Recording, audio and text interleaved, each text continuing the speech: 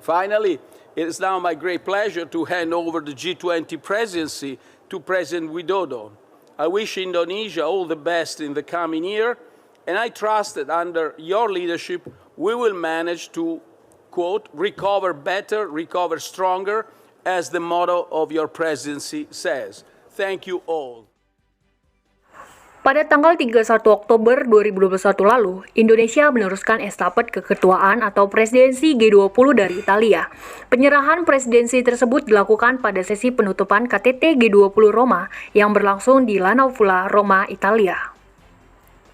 Lalu apa itu G20? G20 adalah forum kerjasama multilateral yang terdiri dari 19 negara utama dan Uni Eropa. G20 mempresentasikan lebih dari 60% populasi bumi, 75% perdagangan global, dan 80% perekonomian dunia. G20 awalnya terbentuk karena adanya krisis ekonomi pada tahun 2008 lalu.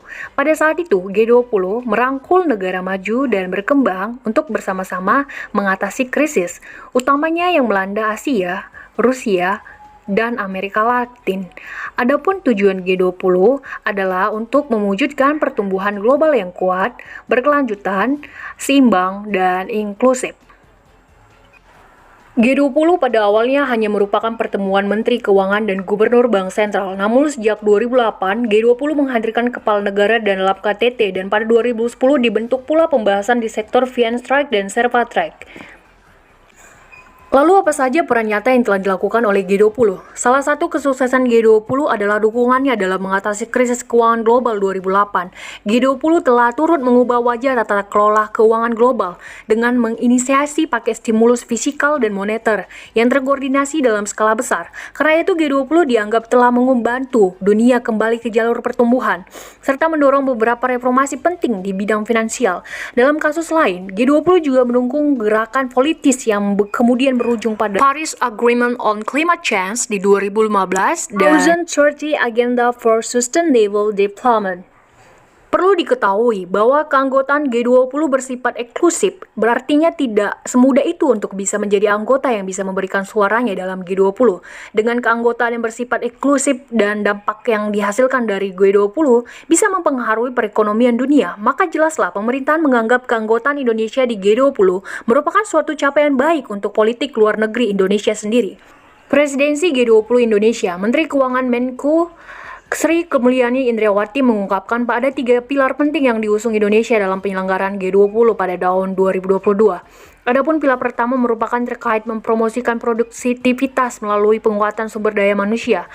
Sri Mulyani mengatakan bahwa peningkatan kualitas manusia atau sumber daya manusia pasca COVID-19 juga penting. Mengembangkan pasar keuangan dan menangani infrastruktur termasuk infrastruktur dasar, perpajakan digital, dan infrastruktur digital dapat menyediakan dan meningkatkan produktivitas.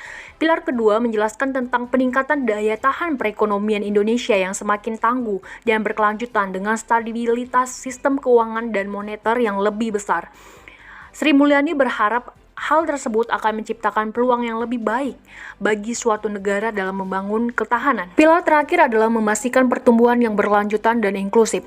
Menko yakin dapat mencapai pertumbuhan berkelanjutan dengan mempromosikan keuangan berkelanjutan dan menilai dampak lingkungan terhadap akses keuangan, sambil juga mempromosikan inklusi keuangan. 3 pilar tersebut akan diterjemahkan menjadi 6 agenda unggulan, yakni exit strategi untuk mendukung pemulihan, mengatasi scaring effect untuk mengamankan pertumbuhan di masa depan, sistem pembayaran khususnya digital di era digital ini, keuangan berkelanjutan, inklusi keuangan, dan perpajakan internasional. Pilihnya Indonesia sebagai tuan rumah G20 di 2020 tentu ini menjadi PR pemerintah untuk terus mempercepat vaksinasi dan mempersiapkan segala akomodasi yang dibutuhkan dengan mengusung tema besar Recover Together, Recover Stronger untuk Forum G20 tahun 2022.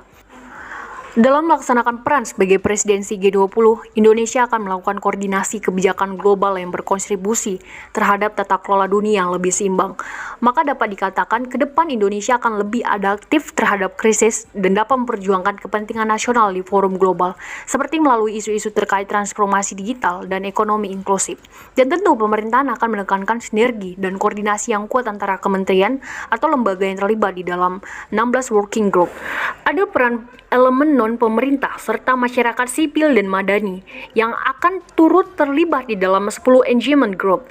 Perlibatan partisipan dari berbagai unsur lapisan masyarakat ini mengidentifikasikan demokratisasi dalam membahas dan menentukan isu-isu strategis di tatanan global, dan juga akan mencerminkan langkah inklusif dan keterbukaan pemerintah untuk merangkul seluruh komponen masyarakat dalam mendukung upaya pemulihan ekonomi nasional yang kuat dan bertata kelola baik. Upaya ini juga untuk menegaskan kepada dunia internasional bahwa Indonesia siap menjadi lokomotif pemulihan ekonomi global. Karena itu, kami menyambut positif dengan terpilihnya Indonesia sebagai tuan rumah G20 dan sekaligus menjadi presidensi. Dan diharapkan dapat mendongkrak ekonomi Indonesia di tahun berikutnya, khususnya pemulihan dari COVID-19.